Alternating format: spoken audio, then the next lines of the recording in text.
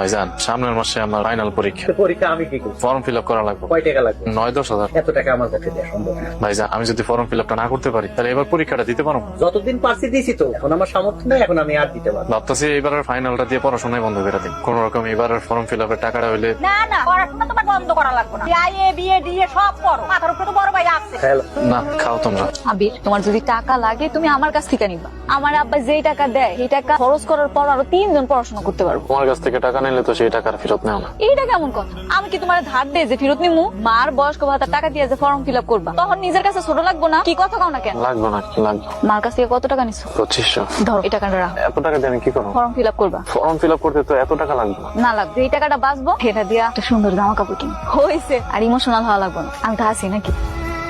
মা কি কইবা কও? তোর ভাইয়ের ব্যবসাটা ভালো চলতেছে না। তোর যে জমি বড় অংশটুক একটু পেছে দিতে কয়, তাইলে তোর ভাইয়ের ব্যবসা একটু বড় হইব, আমরা সবাই ভালো থাকবো। এতে এত গারানোর কি আছে? ভাইজান কি আমার জন্য কম করতেছে? সম্পত্তিতে কি করো? তাইলে তো হয়েই গেল। ভাইজান 3-4টা চাকরির আবেদন করতে হবে, 500 টাকা লাগবে ভাইজান। না রে ভাই, এখন আমার কাছে 500 টাকা মানে 5 লাখ টাকা সমান। এখন থেকে নিজের রাস্তা নিজে পাইছেন। আমি তো কবে থেকেই শুনতেছি চাকরি কি আর হয় না তোমার, নাকি কৌশলে ভাইয়ের টাকা নষ্ট করা। আমরা তো পড়াশোনা করছি, এত কারি টাকা লাগে না আমার। আমার মনে হয় না যে আমি আর চাকরি পাম। চলো না আমরা দুজনে পালাই যাই। কি কইতেছো তুমি সব? তারা ছাড়া আমার আর উপায় আছে? আমার লাইফে যে কি হবে আমি নিজেও জানি। ঠিক মতো পড়াশোনাটা করো, দেখবে একটা না একটা গতি ঠিকই। তোমার খরচের টাকা যা লাগে আমি তুমি আর কত দিবে আমারে কও? না নিতে পারলে আমার হারানোর জন্য প্রস্তুতি নাও।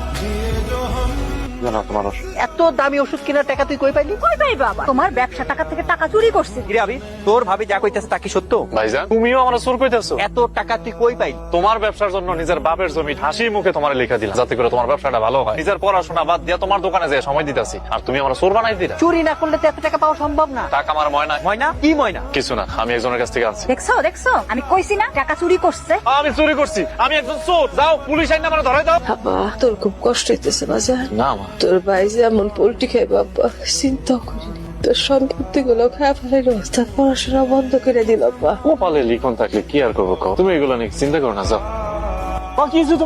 ভাইজান বেলা তো অনেক হইল, একটা ব্যবস্থা করো। কি ব্যবস্থা করবো তোমার ভাইজান? কাপন কাপন করার ব্যবস্থা করতে হইব না? করো, সব কি ভাইজানি করতে হইব? তোমার কোনো মুরদ নাই? আমার কাছে তো টাকা নাই। বাজার করা লাগে ক, কিনা নিয়ে আয়। টাকা দাও না ভাইজান। ওরে বাবা, টাকা লাগবো তো, সবকিছু কি আমারই করা লাগবে? মায়ের কি খালি আমি একাই পুত? তুই না, আমি একটা টাকা খরচ করতে পারবো, তুই নিজে পারলে নিজে কই। এমন কি মায়ের লাশ এইভাবে পড়ে থাকবো? সগীর, তুমি কি মানুষ না অন্য কিছু? তোমার মা মারা গেছে আর তুমি তার আপন কাপনের ব্যবস্থা না করে খাওন নিয়ে বইছো। এত আল্লাহ দেখাই চাইবেন না। মা আমার, আপনার না।